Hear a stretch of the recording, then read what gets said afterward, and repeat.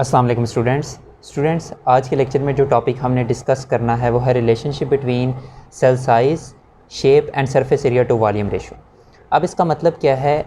इसका मतलब ये है कि किस तरह से सेल का साइज़ और सेल की शेप रिलेटेड है सेल के फंक्शन के साथ, या आप इसको ऐसा कह सकते हैं कि किस तरह से सेल का फंक्शन लिंक है सेल के साइज़ के साथ और सेल के शेप के साथ। इसके बाद नेक्स्ट हमने डिस्कस करना है कि surface area to volume ratio क्या होता है और किस तरह से सेल का फंक्शन लिंक्ड है surface area to volume ratio के साथ। तो सबसे पहले हम देखते हैं सेल के साइज़ और शेप को। अब सेल का साइज़ और शेप वेरिएबल होता है, यानी हमारी बॉडी के अंदर अगर हम देख लें तो कुछ सेल्स छोटे होते हैं, कुछ सेल्स लॉन्ग होते हैं, ठीक है। इसी तरह से कुछ सेल्स जो हैं शेप्स जो हैं वो भी वेरी करती हैं, जैसे कुछ मैं कहता हूँ राउंड होते हैं, ठीक है। कुछ सेल्स की सेल मेम्ब्रेन जो है वो फ्लेक्सिबल होती हैं, ठीक है। इसके बाद कुछ सेल्स जो हैं वो फ्लैट होते हैं। इस तरह से सेल्स की शेप और सेल का साइज़ वेरिएबल होता है। वेरिएबल क्यों होता है, डिफरेंट क्यों होता है एक दूसरे से? ताकि सेल्स अपना फंक्शन एफिशिएंटली परफॉर्म कर सकें, सेल अपना फंक्शन अच्छी तरह से परफॉर्म कर सकें। इसकी हम एग्जांपल्स भी देखते हैं। जैसे आपको पता है हमारे जो नर्व सेल्स होते हैं, नर्व सेल्स या फिर जिन्हें हम न्यूरॉन्स भी कहते हैं, वो लॉन्ग होते हैं। अब नर्व सेल्स या न्यूरॉन्स लॉन्ग क्यों होते हैं? आपको पता है नर्व सेल्स का काम होता है इनके ऊपर मैसेज ट्रैवल करता है। वो मैसेज या तो हमारे ब्रेन की तरफ जाता है बॉडी पार्ट से, या फिर हमारे ब्रेन से बॉडी पार्ट की तरफ जाता है। और उस मैसेज को ब्रेन की तरफ या ब्रेन से अवे कौन लेके जाता है? असल में ये न्यूरॉन्स लेके जाते हैं। इन न्यूरॉन्स के ऊपर वो मैसेज चार्जेस की फॉर्म में, यानी इलेक्ट्रिसिटी की फॉर्म में, चार्जेस की फॉर्म में ट्रैवल करता है। और ये इसीलिए लॉन्ग होते हैं ताकि इनके ऊपर मैसेज एफिशिएंटली अच्छी तरह से ट्रैवल करे। तो इसके बाद कुछ सेल्स, जैसा कि मैं कहता हूँ हमारी बॉडी के अंदर जो वाइट ब्लड सेल्स होते हैं वो फ्लेक्सिबल होते हैं ताकि वो इजीली मूव कर सकें। इसी तरह से एक एग्जांपल अमेबा की हम लेते हैं। अमेबा आपको पता है एक यूनिसेलुलर प्रोटिस्ट है। यूनिसेलुलर प्रोटिस्ट आपको पता है, हमने 5 किंगडम पहले डिस्कस कर लिए हैं। उन 5 किंगडम में से जो सेकंड किंगडम है, जिसे हम किंगडम प्रोटिस्टा कहते हैं, जिसके अंदर 3 तरह के ऑर्गेनिजम्स रखे जाते हैं, प्लांट लाइक, एनिमल लाइक और फंजाई लाइक। तो ये अमेबा एनिमल लाइक प्रोटिस्ट है। और इसकी अगर हम शेप देखें तो इस तरह से होती है। इसकी मेम्ब्रेन फ्लेक्सिबल होती है और वो फ्लेक्सिबल मेम्ब्रेन कुछ स्पेसिफिक स्ट्रक्चर्स बनाती है जिसकी वजह से अमेबा मूव कर सकता है।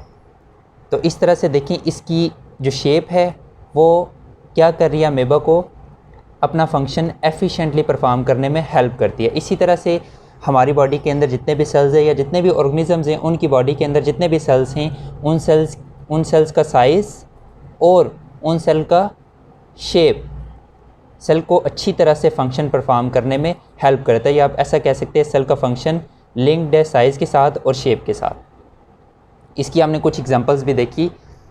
इसके बाद एक और एग्जांपल, जैसे कि आपको पता है जो स्पर्म सेल्स होते हैं, स्पर्म सेल्स जिन्हें हम मेल गैमेट्स भी कहते हैं,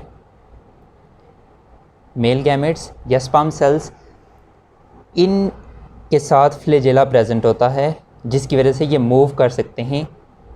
और फिर जब ये एग के साथ मिलते हैं तो फर्टिलाइजेशन से जाइगोट बनता है, ये आपको पता है।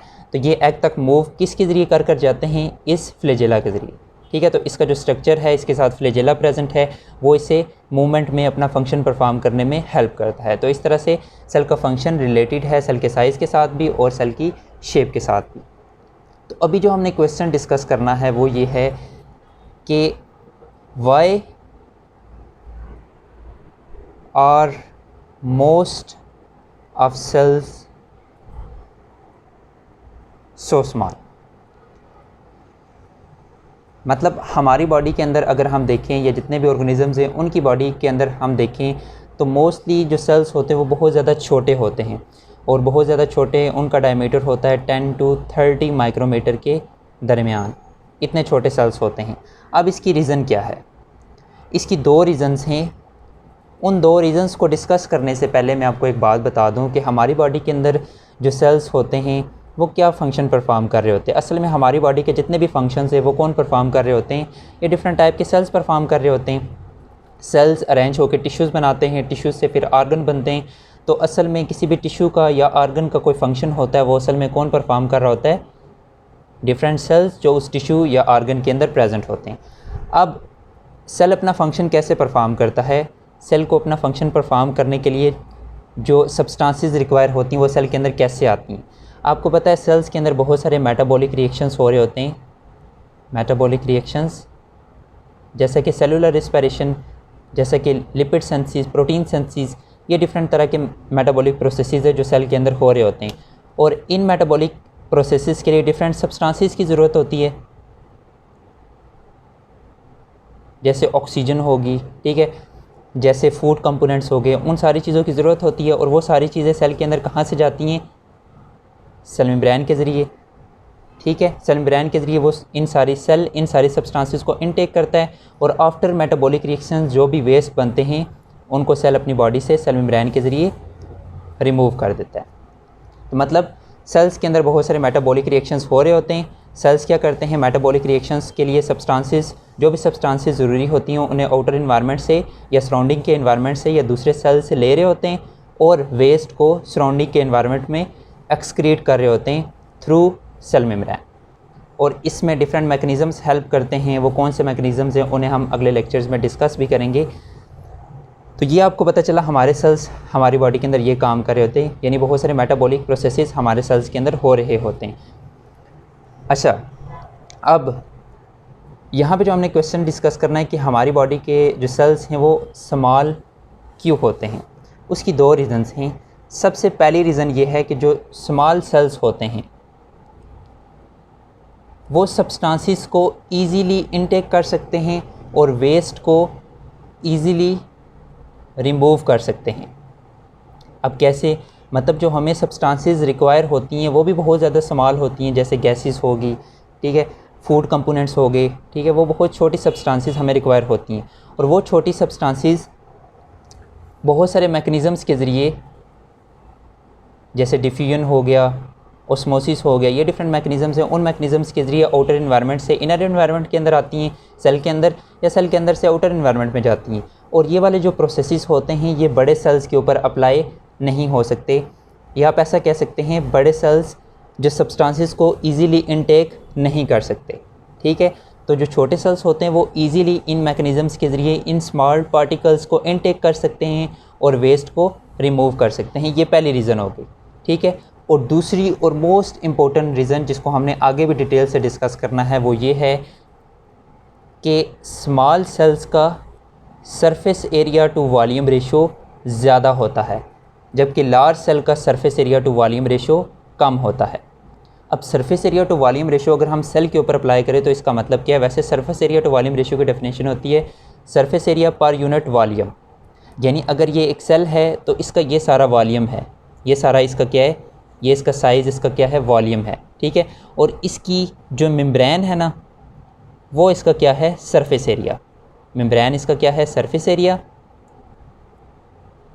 और इसका साइज़ जो है वो क्या है, इसका वॉल्यूम है, ठीक है। यानी इसके वॉल्यूम के पास कितना सरफेस एरिया है कि वो आउटर इन्वायरमेंट से फूड को या डिफरेंट सब्सटेंसेस को ले सकती है, ले रही है, और कितने वेस्ट को एक्सक्रीट कर रही है।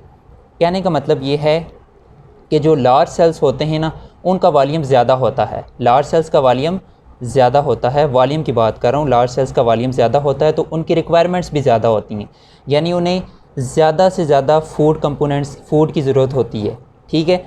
और उनके पास इतनी मेम्ब्रेन नहीं होती, इतना सरफेस एरिया नहीं होता कि वो उन सब्सटेंसेस को ले सकें या फिर उतने वेस्ट को एक्सक्रीट कर सकें, ठीक है। तो इस वजह से हम कहते हैं लार्ज सेल्स का surface area to volume ratio कम होता है, यानी उनकी रिक्वायरमेंट्स बहुत ज़्यादा होती हैं। और स्मॉल सेल्स का surface area to volume ratio ज़्यादा होता है, मतलब इनके वॉल्यूम के पास इतनी मेम्ब्रेन होती है, इतना सरफेस एरिया होता है कि ये अपनी रिक्वायरमेंट्स के मुताबिक जो सब्सटेंसेस होती हैं उन्हें इनटेक कर सकें और वेस्ट को एक्सक्रीट कर सकें, ठीक है। तो अगले लेक्चर में हम ये देखेंगे कि किस तरह से जो स्मॉल सेल्स होते हैं उनका surface area to volume ratio ज़्यादा होता है।